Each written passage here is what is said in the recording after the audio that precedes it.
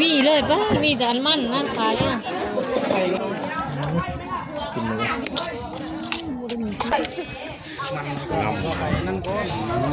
โตเรือน่ะตับย้อนตับจะกี่ข้าวอย่างจะพร้อมทูจะเฮาวิทจักไหลเสียบเนาะตับย้อนก่อนเมื่อทุกคนนี่นี่โอ้พอแล้วพอโอ้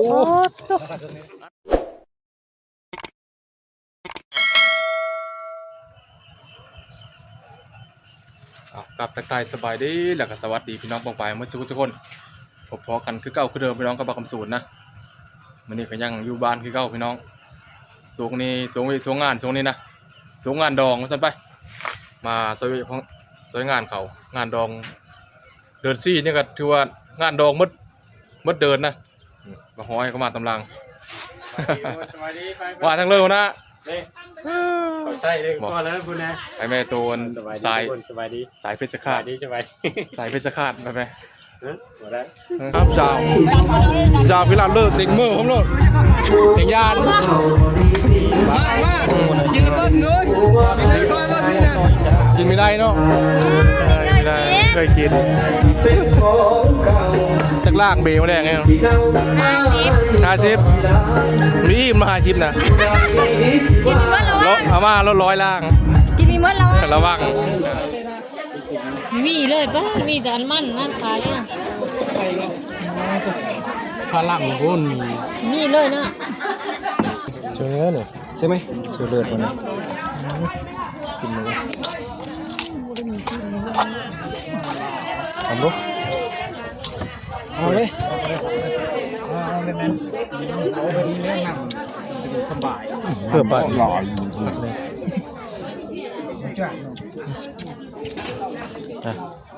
ไม่หน่อยอะไรนั่นก็ชื่อธรรมะได้ตรงนี้แหละชื่อมาทุกคน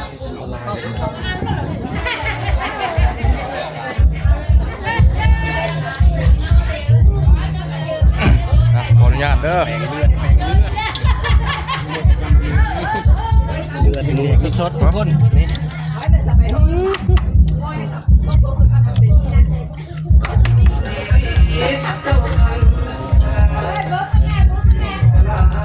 มูบอยู่กินกันโอ้แล้วยำคือคูแม่กิน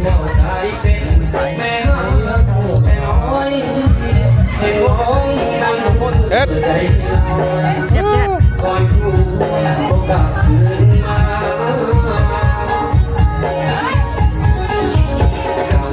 ข้างไรพี่น้องไหมข้างไร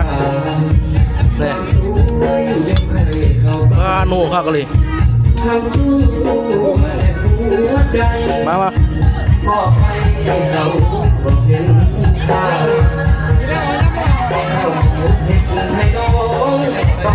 ไปจานรถแปงเอาจักอันนึง3เลือดแปลงเฮาเตรียมพร้อมเรียบร้อยพักนะเชิญนี่เชิญเดียวนี่ทุกมือเชิญทุกคนหมดพักเลยพักนะพักหอมนี่ขายดีอยู่ไปชุบนี่ได้พักหอมนี่อะไรพักหอมป้อมนี่น้ำนี่จะเอาหรือเปล่ามันกินนะโอ้เป็นเพชรฆาตบ่มันนี่เอาได้เป็นสคาดนี่มันเลิศแห่ควายผ้าใบเชือกกับไฟอะไรยังจะแจ๊ว่าอะไรเต็มไว้แล้วนี่บอกเพชรฆาตนะเข้าฮะเข้าพี่นะชี้เนี่ยอิ่มได้เนี่ยเพชรฆาตเนี่ยโอ้ยคอเป็นไงหมูป่าได้เพชรฆาตหมูป่าโชมได้แม่เพชรฆาตนะลุ้นลงข้างก้อยวันนี้ก็สิพาเดียวออกพละออกอยู่หน้าเพราะนะเขาเอาไว้อยู่หน้าผมน้อย3เลือดแปลงเขากะปรุงไว้เรียบร้อยนี่โบหอมเตรียมพร้อมเรียบร้อยปะโอเคทุกคนหลังจากกันจีหมูแล้วนะเห็ดโคหมูแล้วกับวันนี้ก็มาเอาโง่เนาะมาเอาโง่2ตัวเนาะเขาสีล้มวันนี้นะล้มตัวนึงตอนนั้นเมื่อแรกเนี่ยล้มตัวนึงแล้วก็มื้ออื่นสาวอีกตัวนึงนะนี่วันนี้ทีมงานเรากำลังเกมโตอยู่พุ่นบอลที่เขาผูกโง่ตัวนึงอยู่นี่แล้วโง่ตัวที่2อยู่ฝั่งเบิ่งนะเดี๋ยวเพชรฆาตเพิ่นนั่นมัดแขงมัดขามันก่อน เดี๋ยวงานใหญ่เติมนะลมงู2 ตัวหมูอีกซ้ำสิกิน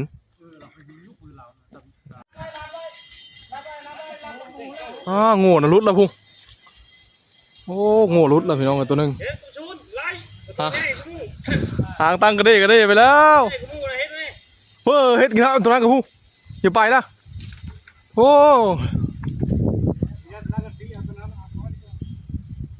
ตะล่อโลดผ่านนั่นในผ่านจำโง่โลดมาเอานี่โอ้อันตราย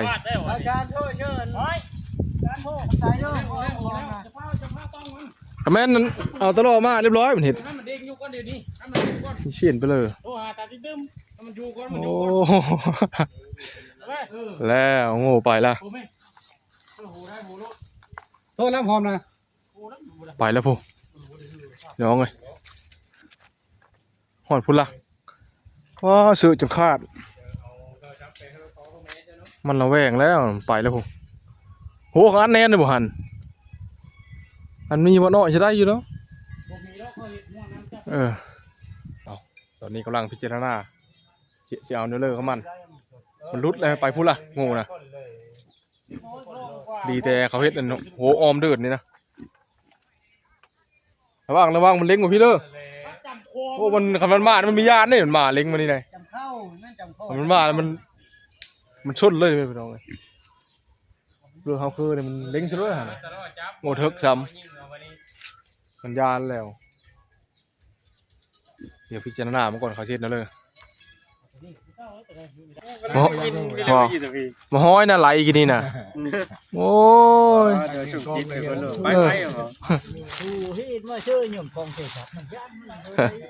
พ่อโอ้ยจะพ่อแล้วนุ่งเชือกแดงนี่มันป๊บเลยควายขึ้นเดียวโง่ควายนี่มันมีทื่อได้กับเชือกแดงนี่ได้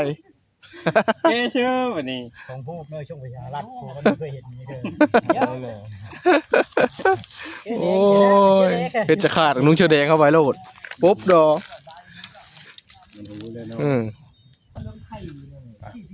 ตอนนี้ก็เดียว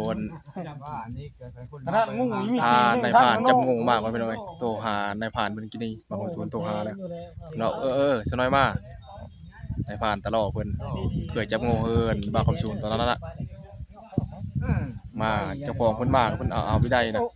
ในผ่านมาก่อนถือว่าสุดยอดในผ่านพวกนี้นะจับงูจับควายนี่น้อยเพิ่นมาเบิ่งฝีมือเพิ่นตอนนี้งูเห่าก็จับได้แล้วพี่น้อง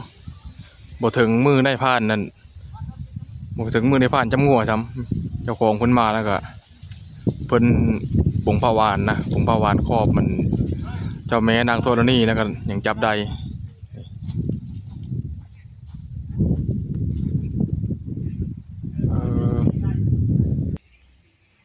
เดี๋ยวเขาเสือดแล้วก่อนยังเข้าไปเบิ่งพี่น้องเลยเขาเสือดแล้วเอาเลือดมันก่อนยังเข้าไปเบิ่ง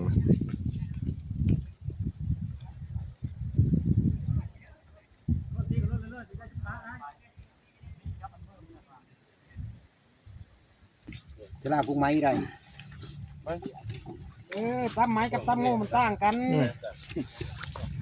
ตั้มไม้ปีนอเตินกินหน้ากากเขาเพิ่นไทยพวกไว้เฉพาะหลักฐานดิโต๊ะเดือน่ะตับย้อนปั๊บจะกี่ข้าวอย่างจะพร้อมทูจะเฮาจักไหลเสียบเนาะเล้งชิโร่ป้าเมฆว่าก้อนเขาเพื่อให้คลิปให้พี่เฮ็ดไงก็ได้พักมาเลยตู้กินตับย้อนแล้ววันนี้นี่ตับย้อนก้อนเมื่อทุกคนนี่โอ้มันข้าวคนว้าวนี้ผมเชื่อบีมาเลยบีมเรื่อยนะเจ้านะมาบลังกันได้บีช่วยให้บีช่วยให้บีมาข้างูบีมเชื่อคอนท่านเขาก็อยู่พี่จะมาจะฆ่ากูนะเชื่อท้อมันนะท้อบีมันนะเชื่อท้อโอ้ยใบ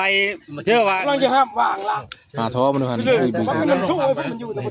บีมันเลยจักโลบมันนอกฮะนี่บีบเจียวชิลเลอร์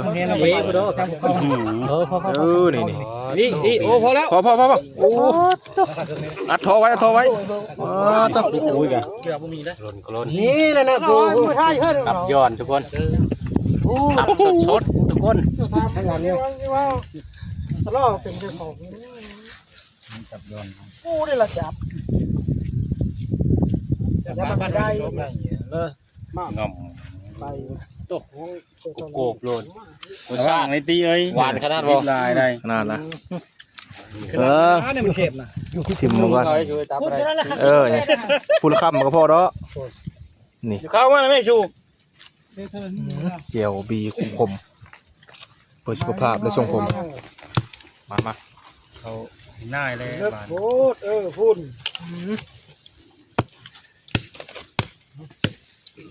ยาละเดี๋ยวมีน้ำนะเกลือพัน เป็นเพื่อตอนนี้เขาดังนี้นะไหม จับมันเถอะพัน เจริญ นี่ โอ้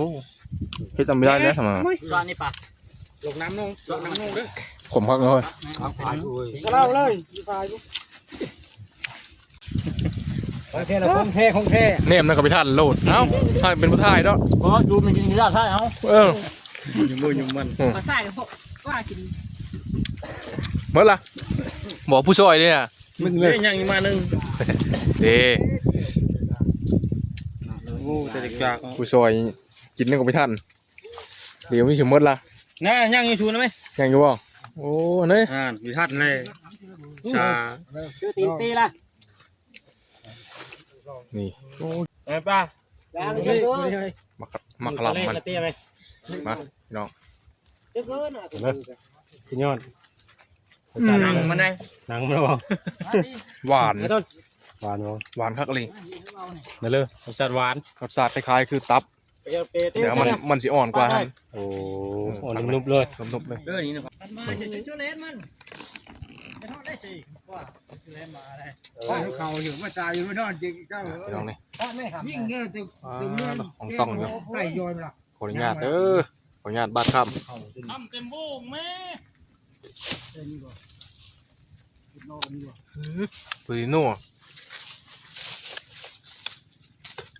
เอาบ่ห้อยบ่ยอมนะ ยอมแล้วเอ้าเจอข้าว มาโอ้อย่าข่าวนะ ข้าวไข่เม็ดเอานั่งแก้เราหู เราก็ไม่ถือมาน้ำมวยหน้าเฮาโอ้ลืมละรูปแล้ว ช่วยได้ช่วยเจ้านะ เนาะเฮ้ย จับได้อยู่ เจ้าพี่บ่โอเคเจ้าตัว เดี๋ยวเชื่อพี่เชื่อพี่ก็เลยหนู บ้านเขามีมักเลิศเขากินแล้วเลิศหมู มาเอากินแล้วเช้านี้สองคำพอแล้ว มักกระตับบีเคยกินนะกระดิกา ยังนะ ชีเพื่อมันนี่ กินเดี๋ยวมันอันนี้กินชดอีละ กินชน อ้า มั วน ชิ้นน่ะโอ้ยเลิศมากพอดีแล้วปะนี้ ฟันมาดีจ้ะ ก็วิ่งซ้ำนะฟาดเลย แขนละ ใช้มัน กระตัวเยอะนะยับเพิ่งตะดองเฮาเนี่ยจูนกระตัวเยอะนะเอ้าบังมุ่นคืนอยู่ เอาเนื้อเยี่ยมผู้ทาคิวเฮากับทาคิวอยู่กับชวนบุลุกเก็บไปนี่ เขาไปดองได้จะเบิกเขาได้ ให้มันเฮิงโชงอยู่ เพราะมันคือเบอร์ใช่ไหมกินเนาะ ก็กินกองไป เยี่ยมที่เอาได้เลยครับ เห็นคนเราอยู่ดูนี่มั้ย เจ้าปีเนี่ย เขาเราอยู่เห็นบ่ ไปเรื่องบาปไป เฮ้ยอยู่ห้องยัง ผมฟังกันน้อง ซอยแต่พอดีเข้าลงหักเลย อายก็เดียว ตู้เรียนก็ยังเต็มอยู่เนาะ คุณผู้ว่า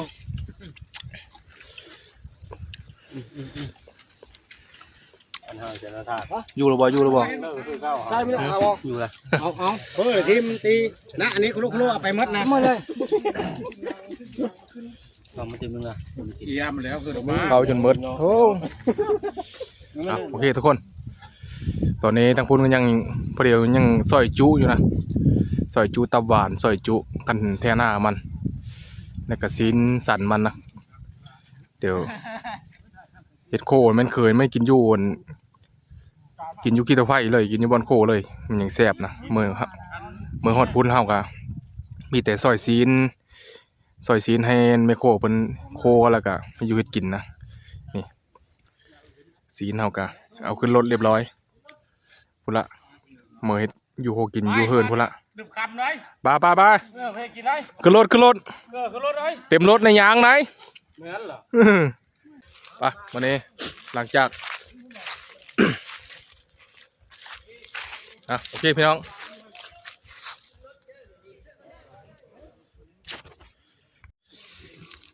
รับคลิปนี้กับมาฮอนนี่กะขอฝากไว้ช่วงนี้ก่อนพี่น้องขอบใจ FC มัดทุกคนเด้อที่เข้ามาติดตามแล้วก็รับชมเป็นกำลังใจให้บ้าคำศูนย์นะสำหรับคลิปนี้พี่นี้บ๊ายบายพี่น้องเจอกันอีพี่ใหม่สำหรับคลิปนี้ไปก่อนเมื่อเฮ็ดอยู่โฮกินอยู่เฮินพุ่นละ